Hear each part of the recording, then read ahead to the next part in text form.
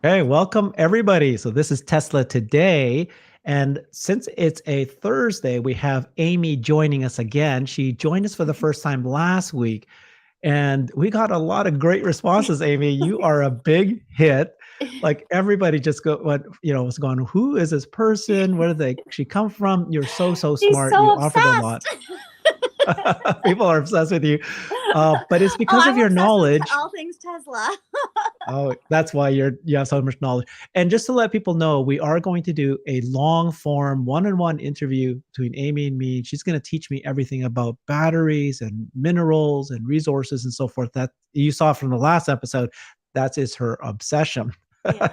So welcome back again, Amy. Well, So that's this week's obsession. this gotcha. One of the things that people were very curious about was when I introduced you for the first time last week, and I said that you are a long term investor. And then you clarified to me that you actually started investing in Tesla at their IPO, which was 2010, Mhm. but then you went all in 2012. Yeah. So people are very curious. Tell us a story of why would somebody do that? You going all in 2012 and they almost went out of business in A couple of 2013 times. and 2018 and yeah, Exactly. They tell us a did. story.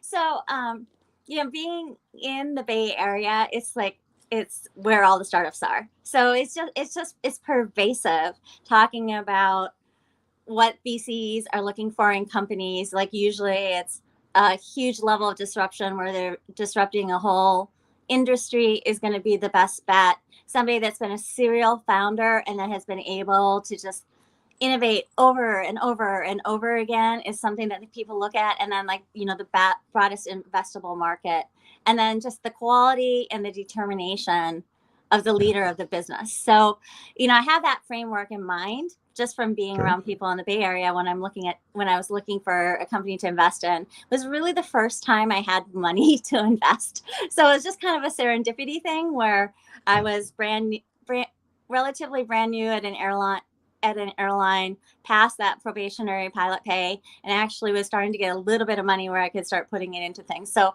one of the reasons why it was easier for me to invest everything is it just wasn't that much, at that Okay. point of my life. So everything that I had control over that wasn't in, like an index fund that the 401k required, I had in Tesla right from the IPO as I was going forward. But I didn't get IPO shares. I got in the market a few days after that, and then as I got paid, I would put in more money and more money and more money. And then in 2012, what changed is not my conviction, because my conviction was always there. What changed was Oh, I was able to move my 401k money into Tesla as well. So that's gotcha. that's what I did. But it was for me, as on the start of a good career, I felt like I could make more money, and that Elon Musk was incredibly determined and he was all in. So, like Mm, if you have somebody with that level of conviction, then it's really it made it worth it for me. Plus, as you can tell with my personality, I I already was just really it was really enjoying tracking the story. One of the other things that I really loved was, like, from the first earnings call when I'm listening, I think that Elon Musk has an incredible ability to step outside of something he's really close to and that he's really invested in, but look at it the way his worst critic would. And I think that is a huge, huge advantage, because when he can do that, then he can start knocking away the blockers that would prevent his business from growing the way that it might be. And like one of those moments that I really remember is when I'm like, no, this business could really, really be something, is when he announced the superchargers. It was mm, an incredible leap of faith that he was taking at that time when he wasn't producing a profit, to put all his money in a charging infrastructure. But it was like I'm talking about, that ability to look outside and say, no one's going to take their family on a road trip to grandma's if they're going to run out of fuel for the car, in this case electricity, on the way. And he had that ability to clearly identify the problem, convince his investors that this needed to be done, and he was using his money, and be able to go about and do it. So it was like that type of focus that I really thought was yeah. special. And then Yeah. it's And just, it's yeah, fun to Obviously, follow. the superchargers are paying off now, right? A Yeah. huge reason why people did buy the EVs early, and now it's a huge competitive moat. Hmm. So the same thing almost happened to me. I think what happened was in 2012 when I discovered Tesla. It was when he said, "I'm going to put $95 million in." And I said, okay, if he's willing to put in that much money, I should be Exactly. willing to put in my bit of money. Yeah. So that kind of, that feeling that, yeah, he does. And yeah, for him to commit himself that much, that was a big reason why I felt comfortable How taking that funny bet is as well. that we both kind of looked at that same thing? I mean, like Yeah. really, like we heard it at different times, but it was really the Yeah. same reason that, because it's one thing to invest in the company, but it's another thing to be, I'm comfortable investing, placing a big bet on this company. Or you said that though you were just starting investing. Did you invest in Apple at all? No, no. So, but, Okay.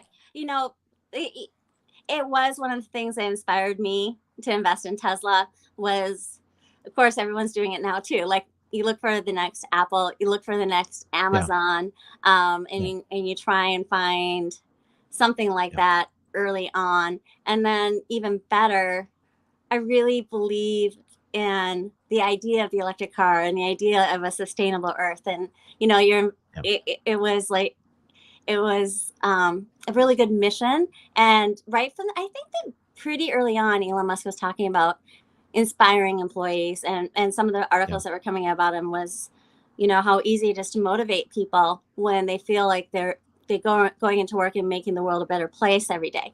So when you even add that piece of the equation in, I feel different about Tesla than many other companies. That Yeah. there's that motivation. There's a reason why they pay us for our jobs. I love flying so much, but Mhm. there are some. I'm working holidays. I'm working my birthday. I have days that are 19 hours long. So Mhm. that's but when You you, better love what you're doing. Yeah. yeah. Yeah. Yeah. Okay, wonderful. Let's move on. But that's a great story. Yeah. We should spend more time exploring that. But that's a little bit of information for the viewers because they were curious of why you did that. Again, I've not yet met any person yet who went all in, without investing in other things other than Tesla at that early stage. That's a big deal. All right, let's talk about Tesla's position in the market. And so basically, let's take a look at this slide here, which is the total Tesla share of EVs, passenger EVs globally. And basically, what they're pointing out here is that early on, Tesla had 27, 29% share, but now it's at 17%. So it's falling. That's when you Yeah. compare Tesla's share against EVs out there. And clearly, it's because there was no competitors, very few competitors at the time. And now there's going to be much more volume in EVs. But what you really need to do is not look at just the EV share. We should be looking at this slide, which is the comparison of Tesla share against all cars, all vehicles, Yeah. including ICE vehicles. And you can see that it's rising quite quickly from 2018 to 2022. It's now at 2% from 0.1%. So clearly, EVs have become a thing and they're starting to grow, and Tesla's share is 2%. So there's tremendous amount of potential to grow. And then when you look at EV sales against total EV sales against all passenger vehicles, again, it's grown from 0.9% in 3 years ago, 4 years ago, to now, 11.4%. So It's clearly starting this to is get going to that be, yeah. hockey stick look. Yeah. So so that's what they said. Now, one JP Sartre or Sartre. I looked it up how do you actually say that. Of course, that's not his actual name. And he said they don't need to be the biggest anywhere. What you need to do is it doesn't really matter. What matters is what happens to Tesla over the years. And as long as they get 8% of the total global sales, that's 6.4 million cars. That's $300 billion per year in auto sales. What's Because your thinking about this? Yeah. yeah, I mean that is absolutely enormous. And when you look back at that first chart about the percentage of BEVs, a large part of that is what when we talk about China and we're talking about those like ultra compact and the ultra mini cars, that goes down as one car, but the price point is so much less than Right. Tesla's. I'm really excited to see what we learn Oh, this about in one. Investor Today, Investment Yeah. Day, and how the mass scale that he's talking about. And you and I are both on the energy train on this one too. Yeah, exactly. Yeah. What you're saying here is that the reason why the EV sales of Tesla shares falling is because there's a huge number of EVs that are sold, but very, very low cost. We're talking the micros, and we're talking the sub 30s. Yeah. Exactly. Correct. So from a numbers perspective of just pure vehicles, it looks like a lot of vehicles. Okay, so let's move on. Similar topic, but basically this Tesla goes plaid. Mike says, in terms of market share, 95% of global auto market has yet to electrify. Tesla is in the first inning for growth. We really just need to be looking at that. And then he continues in saying, percentage share of EV sales is actually meaningless. What matters is, again, what we were saying. You just take a look at your own sales that you can get, and then that's your total addressable market. Yeah. And this, sorry, Yeah. I'm thinking about it for a second. Yeah, I agree with this completely. And when you look at the global auto market, this is such an enormous number that we're really at the beginning of that rapid expansion. And it's one of those things where, at the last conference call, Elon Musk was saying we're really just get to 1% of all the cars in the world if you include new and used, which is a whole different thing. But that's what you need to do is start not replacing the new cars sold, but replacing all the cars that are out there to really get to that sustainable future. Is going to require a lot of execution, a lot of massive scale. And I think that when you're talking about that big of goal, there's room for many people to help lift that goal toward the completion. It doesn't have to be just Tesla to be able to do it. In fact, that was never what Tesla wanted. It was to be the sole people moving the earth toward a sustainable future. Just maybe the major player. I like that very much. I mean, we want more electric vehicles. Electric vehicles has taken over, and that's why there's going to be competitors. It's a matter of how much share can Tesla take, and there's just unlimited, right? Not unlimited, but I mean, it's like we're just at the first inning. Yeah. Really at the very beginning. There's so much to go. So here's Gary Black's tweet saying that, we're getting ready for the Super Bowl and we're going to see EV ads all over the place like we did last year.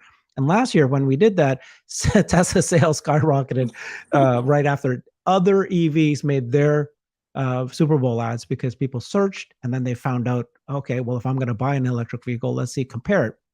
And he's got a chart here that shows that Tesla is chosen 8-1 over its nearest competitor.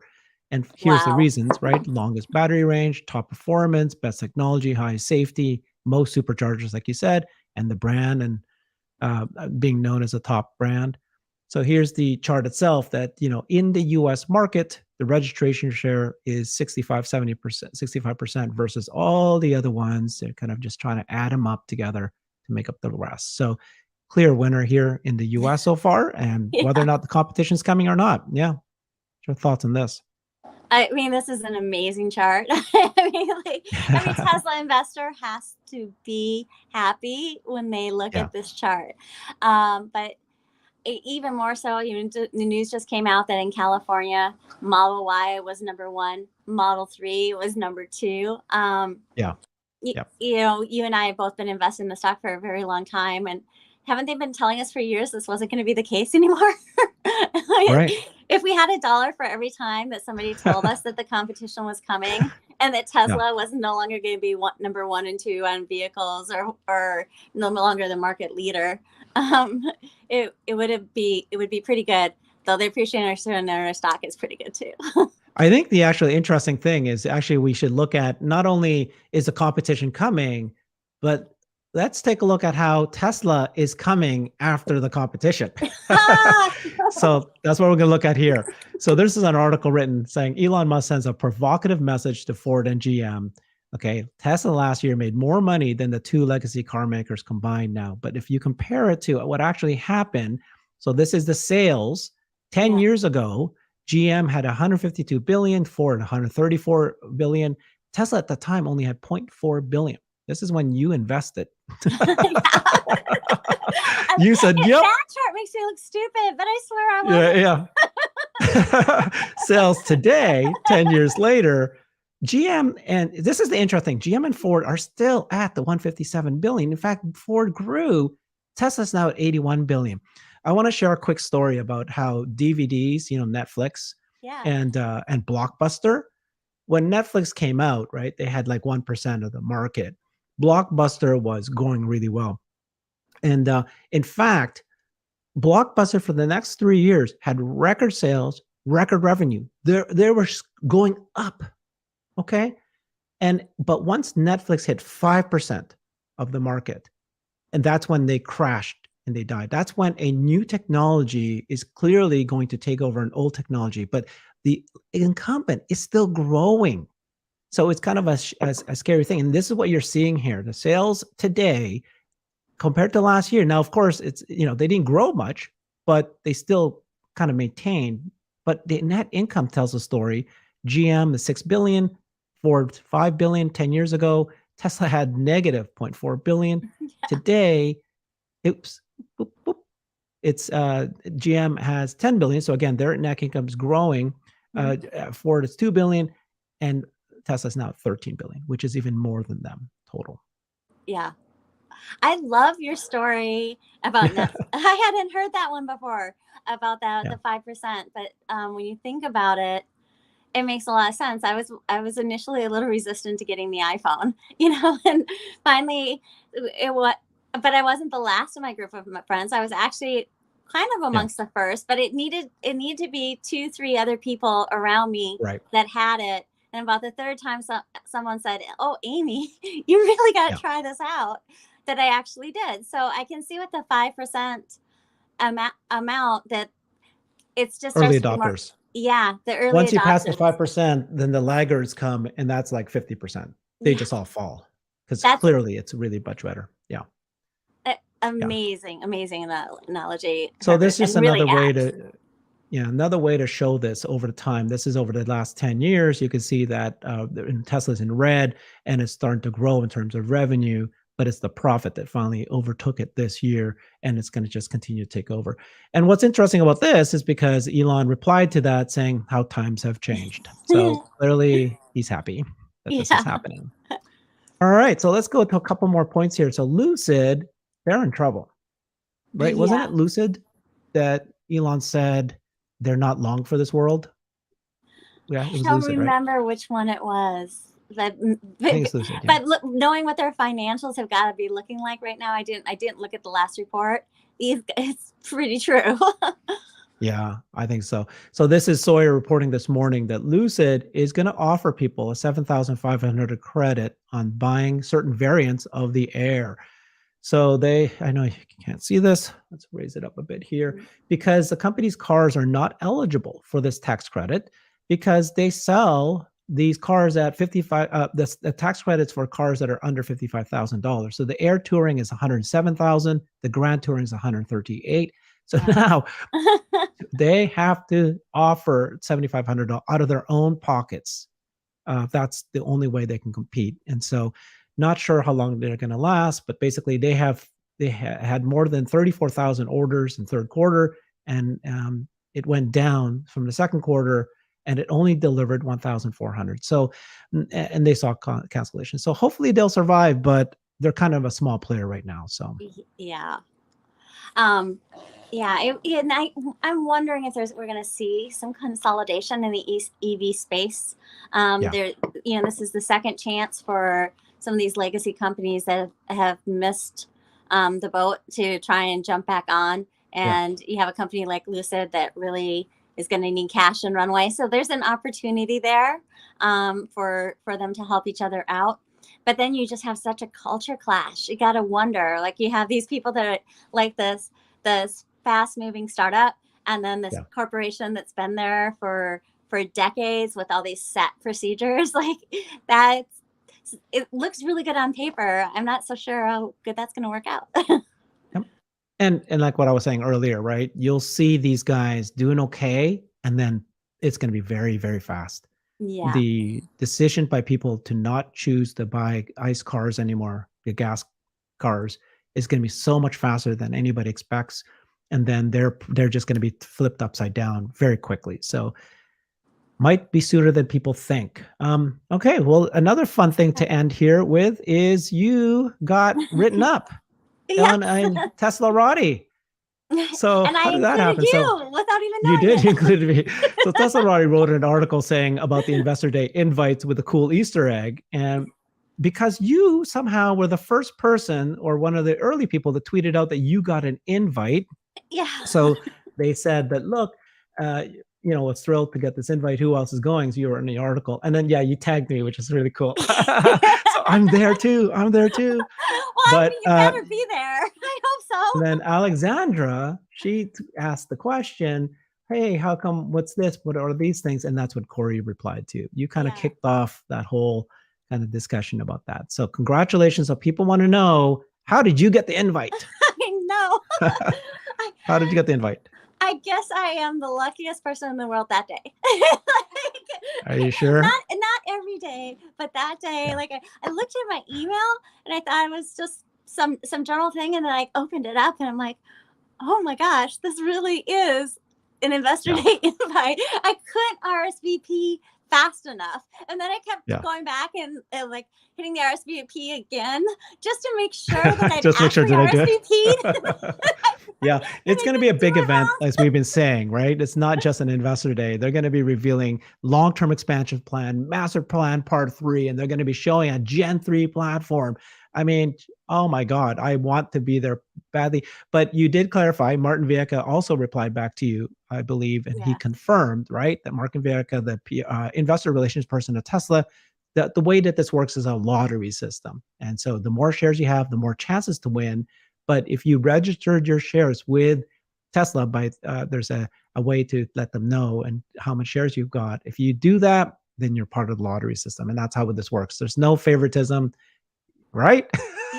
Right? No favoritism. I just want to tell them Okay. specifically how to do it so that they can have the joy that I did when I opened that email. Okay. So go ahead. Tesla, investor relations, and then you'll see account. And then go in on the account, register it, and you have 2 ways you can do it. You can send in a statement of your shares. They don't have to verify; they can just look at it and know. So it's not that long of a process. Or you can do it right online. It will do a verification online with with the holder of your Tesla shares. Verify you have them, and then you're registered. So that's what I'd done before the Cyber Rodeo. So it wasn't that long ago, and I got in. Wait, did you get an invite to Cyber Rodeo too? No. Okay. No. Good. All right. Good. And this might be my one and only, so I got to enjoy it really. You're gonna enjoy it. All right. Well, you're going to be on this channel. You're going to be helping me record some of this and showing us live video, right? Yes. Yes. Oh, okay. Absolutely. Yes. Good. Thank you. Yeah. Okay, everybody. Thank you so much for watching. We'll have her back next week. And like I said, she and I are going to do a one-on-one. I'm going to talk about battery and minerals and how we're going to get lithium, and we're going to do a full deep dive on that. So look out for that video as well. Thanks, everybody. Thank you, Amy. Thank you. Bye-bye. Bye-bye.